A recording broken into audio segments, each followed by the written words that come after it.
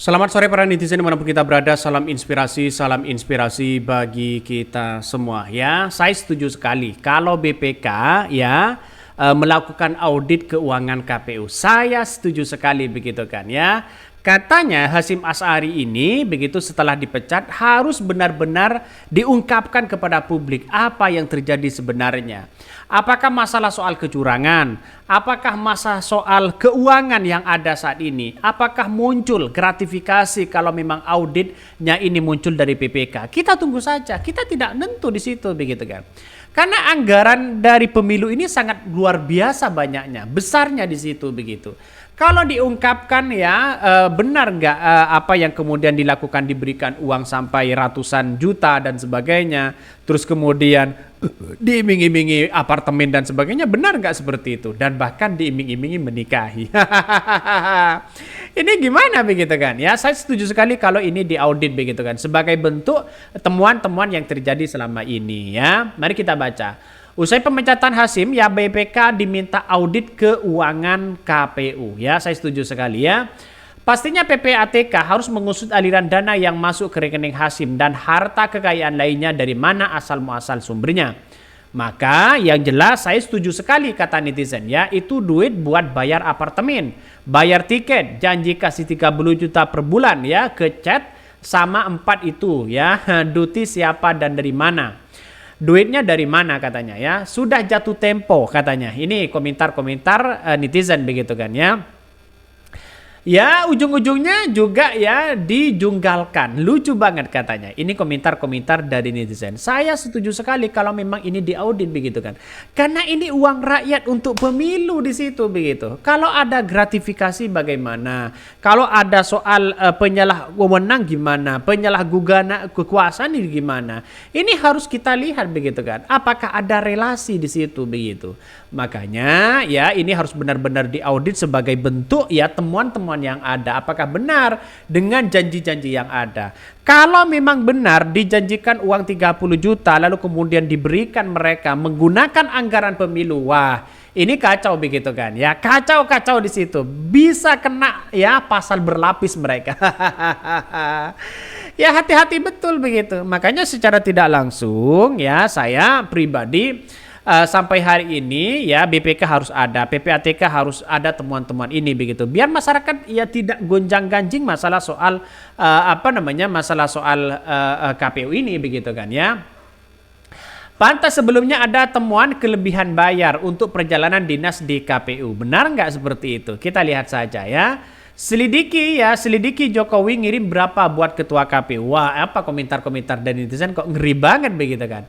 Artinya kalau ada temuan dari PPATK kemana aliran dana itu kan gampang begitu kan ya. Gampang di situ begitu.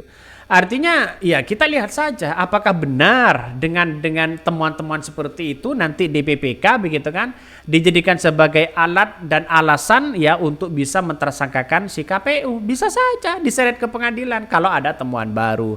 Tapi kalau memang kunjungannya ya habisnya segitu, perjalanannya habisnya segitu, ada kwitansi bukti mereka, ya mungkin salah satunya iya aja. Tapi benar enggak ya masalah soal jet yang kemudian mereka keliling menghabiskan miliaran? Kita tunggu saja.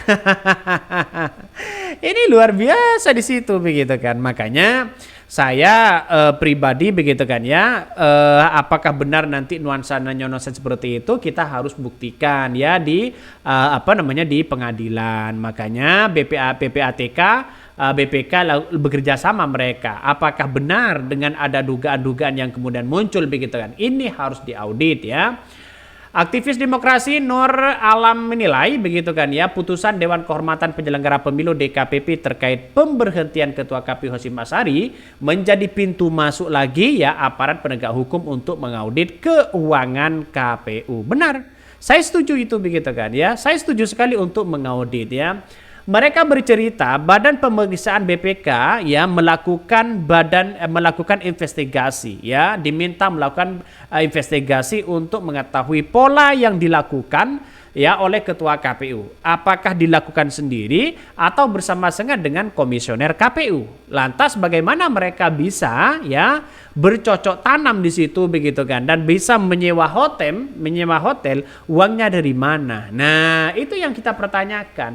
Apakah menggunakan kekuasaan mereka? Itu yang kita lihat begitu kan ya. Bahwa ya dia juga menyinggung hasil audit BPK sebelumnya yang menunjukkan bahwa mereka berpendapat ya terdapat masalah di keuangan KPU, sehingga dengan adanya putusan DKPP itu menjadi salah satu bukti awal terjadinya penyalahgunaan kekuasaan dan fasilitas negara oleh ketua KPU.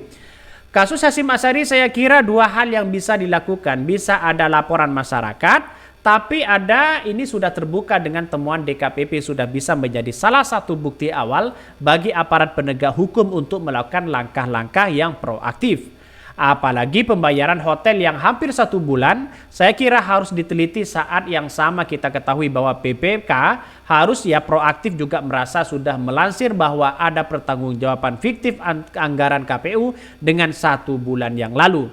Bahkan lanjut Arif, kantor imigrasi juga pernah menyurati KPU untuk tidak melakukan kunjungan kerja serta terlalu sering ke luar negeri. Ia pun menyoroti alokasi anggaran pemilu di 2024 yang mencapai 71,3 triliun. Nah, bayangkan begitu kan, ini tidak sedikit angka fantastis seperti itu begitu kan. Artinya apa? Artinya 71 triliun di situ bukan tidak mungkin. Ini kemana alokasinya? Apalagi yang diberikan ke bawah, ke petugas di bawah, apalagi di korupsi yang di bawah. Ini harus benar-benar kita lihat begitu kan. Makanya dengan anggaran yang fantastis di situ begitu kan, bukti nyata kalau ada nuansa-nuansa di dalam dugaan-dugaan yang ada, kalau memang ada temuan yang mencurigakan begitu. Maka sebelumnya DKPP mengungkapkan ya sederet fasilitas yang diberikan mantan ketua KPU Hasyim Asyari kepada anggota panitia pemilihan luar negeri PPLN.